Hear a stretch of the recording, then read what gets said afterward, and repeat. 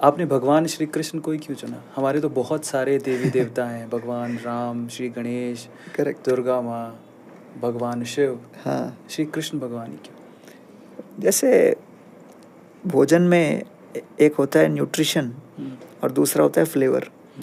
दोनों का अपना अपना स्थान है। तो किसी को पिज़्ज़ा पसंद आता है, किसी को डोसा पसंद आता है, किसी को समोसा पसंद आता है। तो फ्लेवर के अनुसार सबके अपने अपने आकर्षण होते हैं। तो गीता में भी भगवान स्वयं कहते हैं, यो यो याम याम तनुम भक्त श्रद्धया अर्चितुम इच्छति। तो भगवान कहते हैं हृदय के अंदर जैसे व्यक्ति को प्रेरणा मिलती है, उस प्रेरणा को मैं बढ़ावा देता हूँ परमात्मा स्वरूप। तो कई तत्वों के प्रति, कई विभूतियों के प्रति, कई देवी देवताओं के प्रति हमारा आकर्षण हो सकता है। और पूर्व जन्म के कई कई संस्कारों के कारण इस जन्म में हम एक पर्टिकुलर किसी भगवान, देव, देवी इत्यादि के प्रति आकर्षित होते हैं। तो इसलिए जैसे हनुमान जी को देखा जाए तो प्रभु रामचंद्र जी के भक्त हैं, है कि नहीं? और उद्धव को देखें तो कृष्ण के भक्त हैं। तो इसलिए हर एक का अपना एक फ्लेवर है। तो इस जब मैं कॉलेज में था तो उस समय कुछ कृष्ण भक्तों के साथ संपर्क में आया, और उसके बाद जब गीता भागवत वगैरह पढ़ने लगा और विशेष रूप से श्रीमद् भागवत पुराण जब पढ़ने लगा, तो ऐसा मुझे प्रतीत हुआ, अनुभव हुआ कि शायद मैंने ये ग्रंथ पहले कई बार किसी समय बहुत गहरी रूप से पढ़ा भी है और उसके ऊपर कथा भी की है। और मैं तो वैसे साउथ इंडियन, मतलब केरला का हूँ ओरिजिनली। अरे, मेरी मातृभाषा तमिल और मलयालम है, but I grew up in Bhilai, तो इसलिए मैं हिंदी बोलता हूँ। लेकिन फिर भी वो दोस्तों के साथ हिंदी जो बोलते हैं और जो प्रवचन में बोलते हैं वो बिल्कुल अलग होता है। और प्रवचन वाली हिंदी मैंने कभी प्रैक्टिस नहीं की, लेकिन जब शुरू किया कथा करना तो ऐसा लगा कि पहले कभी किया है, तो कुछ अनुभव था।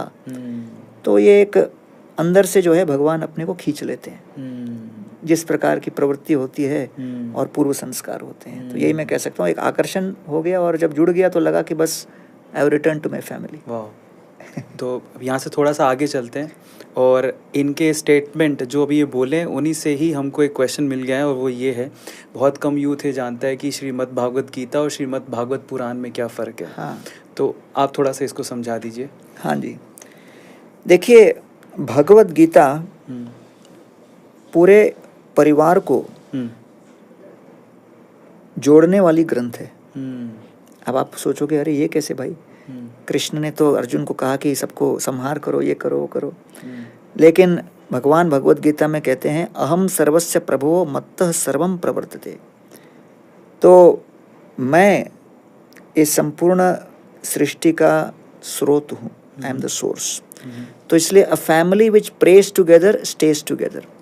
तो कृष्ण ने गीता में कहा है पत्रम पुष्पम फलम तोयम।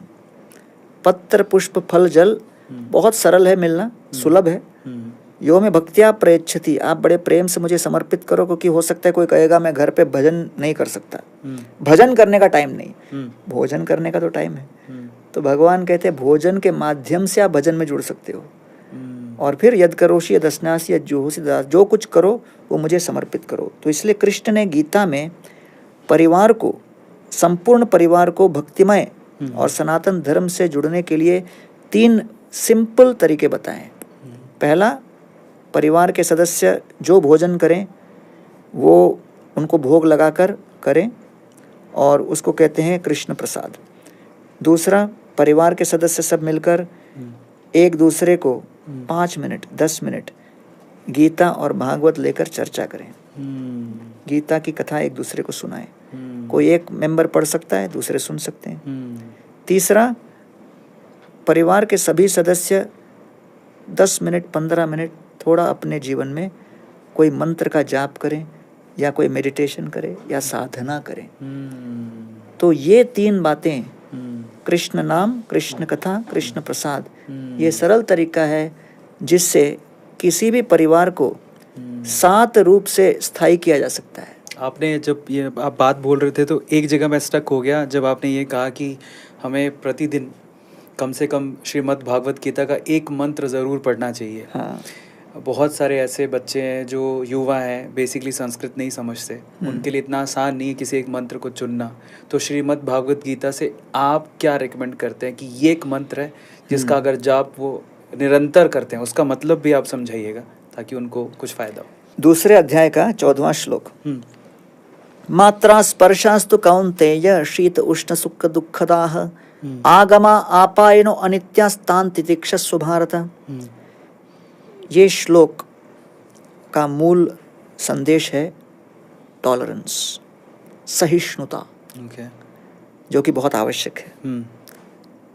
तो भगवान कह रहे हैं मात्रा स्पर्शास्तु कौन्तेय, मात्रा अर्थात इंद्रियां और इंद्रिय विषय। जब इंद्रियां और इंद्रिय विषय दोनों का आपस में संपर्क होता है, when the eyes see form, when the tongue hits a taste, when the ears hit sound, जब दोनों के बीच में इंटरेक्शन होता है तो हम लोगों की एक अपेक्षा होती है, और ये अपेक्षा हमारे कष्ट की जननी है।